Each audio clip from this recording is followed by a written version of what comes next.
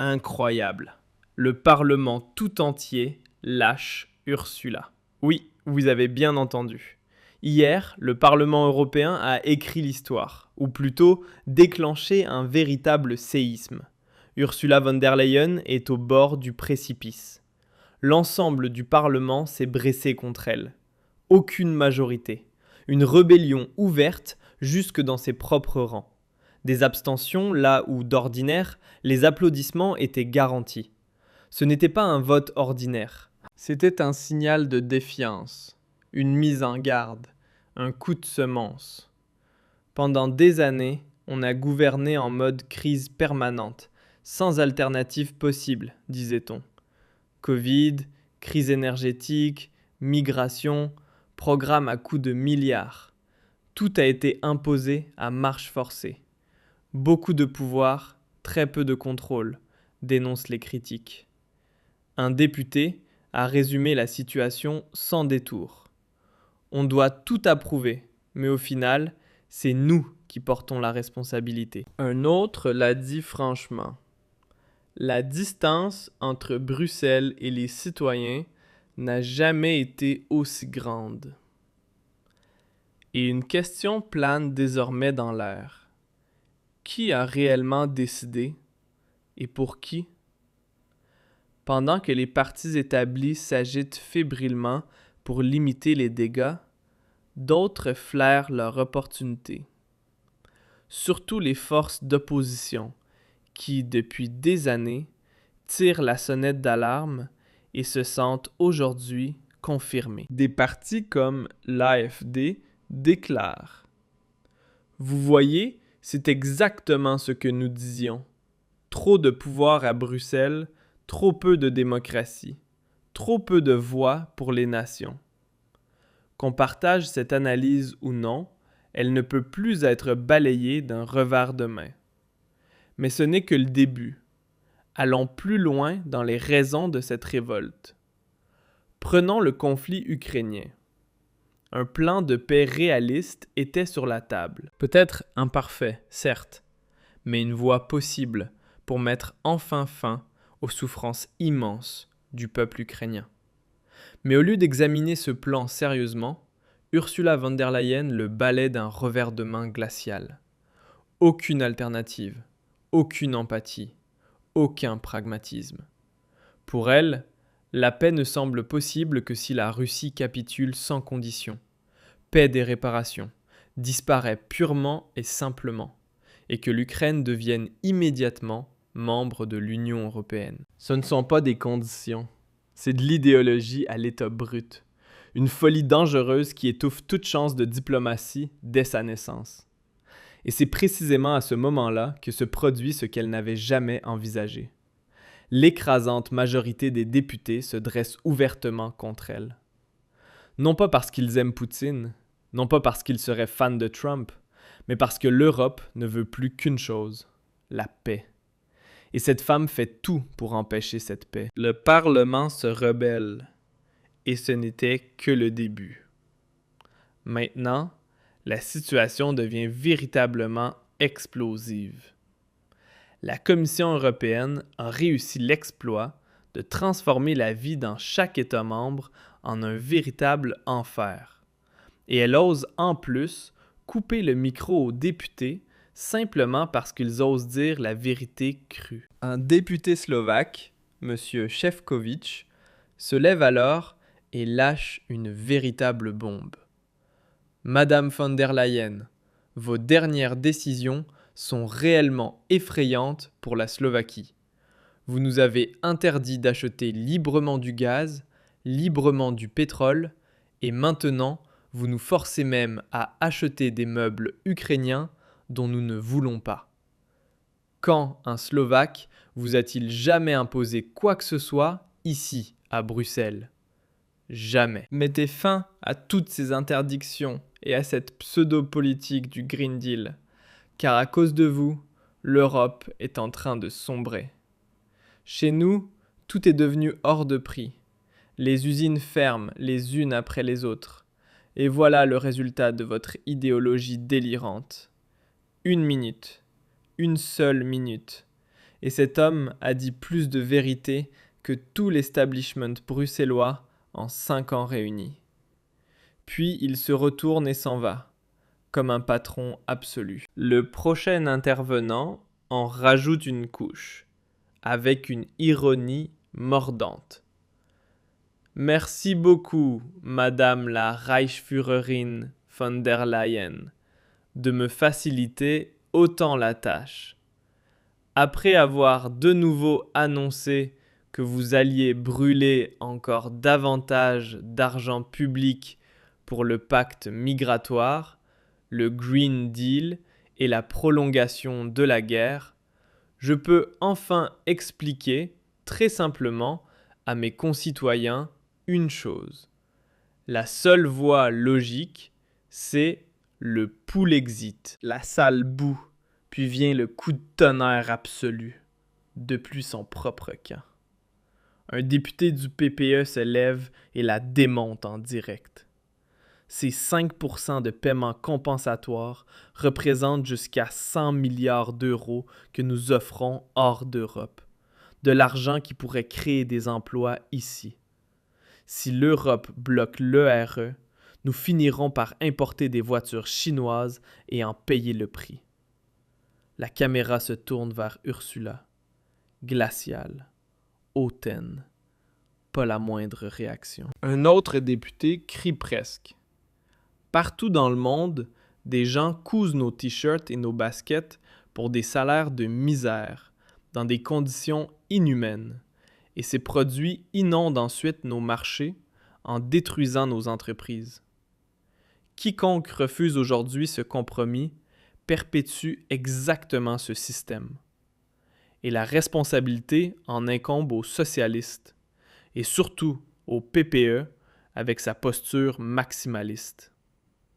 La salle est en ébullition. Des députés de tous les horizons, à l'exception des derniers verts les plus radicaux, mettent Ursula en pièces verbalement. Et le plus savoureux dans tout ça, tout se déroule en direct, sous les caméras, pendant que les médias dominants tentent désespérément d'étouffer l'affaire. Mais nous ne les laisserons pas faire. L'AfD l'avait vu venir dès le départ. Alice Weidel et ses collègues alertent depuis des années contre cette folie bruxelloise. Et maintenant, autre point important. Le Parlement s'est également prononcé clairement contre le projet de contrôle des discussions privées. Après d'interminables négociations, les États membres de l'UE se sont enfin mis d'accord sur une ligne commune.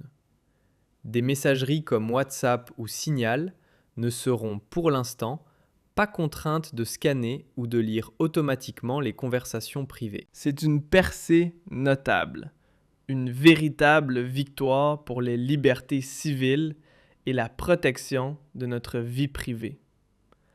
Mais accrochez-vous, l'affaire prend désormais une dimension internationale. Aux États-Unis, la patience est à bout face à cette chère Ursula von der Leyen. Et désormais, il est aussi question de fraude électorale massive. Nous le savons tous.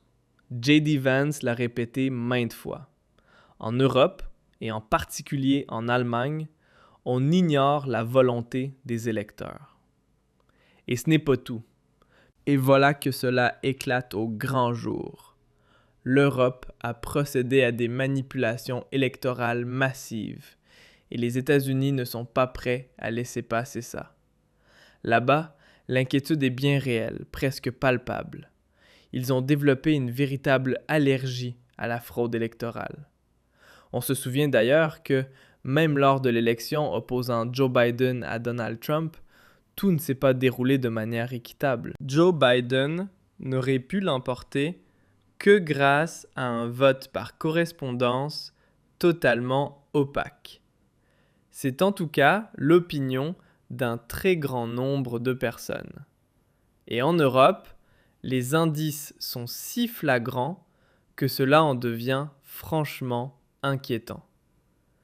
Donald Trump, en tout cas, veut empêcher l'Europe de sombrer dans ce qu'il considère comme une dérive civilisationnelle Et selon l'administration américaine, c'est exactement ce qui est sur le point de se produire. Ils sont très peu nombreux à pouvoir contredire cette analyse avec de véritables arguments factuels. En clair, parlons franchement, nous sommes réellement à 5 minutes de minuit. Il est urgent d'agir. Washington a désormais publié les dossiers de la censure, qui prouvent, pour la première fois de manière officielle, que Bruxelles a manipulé des élections. Au moins 8 scrutins dans 6 pays différents. La commission judiciaire de la Chambre des représentants des États-Unis a présenté un rapport qui, pour la première fois, aborde officiellement l'ampleur massive des manipulations électorales en Europe. Ici, vous avez une vision claire du système de censure de l'UE, mis au jour par les États-Unis. Les patriotes conservateurs de droite, autour d'Orban, Fico, Meloni et d'autres, le savent depuis longtemps. Ce n'est plus un secret pour personne que, par exemple, les élections en Roumanie ont été massivement influencées. C'est précisément pour cette raison qu'Orban n'a même pas rencontré le nouveau président roumain, bien que la Hongrie et la Roumanie soient des pays voisins. À ses yeux, ce président n'a pas été élu de manière légitime. Les manipulations électorales sont parties de France. Ce ne sont pas des rumeurs, c'est un fait établi. Venons-en au cœur du problème. Sans les manipulations de l'élite bruxelloise dans plusieurs États membres, Ursula von der Leyen aurait perdu son poste depuis longtemps. Les chefs d'État et de gouvernement l'auraient littéralement chassé de ses fonctions à la suite d'un vote de défiance. En Europe, une majorité conservatrice de droite s'est imposée, comme le montre l'AfD, devenue la première force politique en Allemagne, tandis que Marine Le Pen bénéficie elle aussi d'un large soutien en France. Et pourtant, tout est manipulé, surréglementé, et de véritables chasses aux sorcières sont organisées pour étouffer cette évolution. Donald Trump commence à le comprendre et prévoit désormais de s'attaquer aux monstres bruxellois afin d'aller au fond de cette réalité. Les institutions de l'Union européenne semblent de plus en plus placées sous l'influence d'une élite centralisée qui sape les souverainetés nationales. Dans des pays comme l'Italie, la Hongrie ou les Pays-Bas, les mouvements populistes ont pris de l'ampleur. Mais Bruxelles intervient pour influer sur les résultats électoraux, que ce soit par des pressions financières ou par des mesures juridiques. Le Rassemblement national de Marine Le Pen a obtenu des scores élevés lors des dernières élections. Mais Bruxelles a empêché toute véritable prise de pouvoir. Ursula von der Leyen fait tout pour ne pas perdre son poste. Et pendant que le Parlement se rebelle ouvertement et que le monde entier se moque, elle prépare déjà sa prochaine manœuvre de pouvoir. Elle veut créer un service de renseignement européen, placé directement sous son contrôle personnel. Tous les États membres devraient y détacher des agents, directement au secrétariat général de la Commission, donc directement sous l'autorité d'Ursula elle-même. Selon le Financial Times, la mise en place aurait déjà commencé. Les prétextes invoqués: la Russie, Trump, l'autonomie stratégique. En réalité, elles cherchent à vider de leur substance les services de renseignement nationaux et à tout centraliser. Même au sein des services diplomatiques et dans plusieurs États membres, une résistance massive s'organise. Doublons administratifs, méfiance, crainte d'un appareil d'espionnage bruxellois. Mais après tout, qu'importe, une fois que l'impératrice a tranché. Alice Weidel de l'AfD déclare à ce sujet sans détour « Ce n'est pas un projet de sécurité, c'est la construction d'un État de surveillance européen. » Von der Leyen instrumentalise chaque prétexte, hier Poutine, aujourd'hui Trump, pour accroître son pouvoir personnel. Elle veut démanteler les services de renseignement nationaux et tout rapatrier à Bruxelles, sous son contrôle direct. Ce n'est pas une protection pour l'Europe, c'est une attaque contre notre souveraineté. Agir de la sorte, ce n'est pas penser démocratiquement, mais impérialement. Le monde entier commence enfin à comprendre ce qui se joue réellement ici. Si ce regard sans filtre vous plaît, si vous voulez plus de cette réalité politique, abonnez-vous à ma chaîne.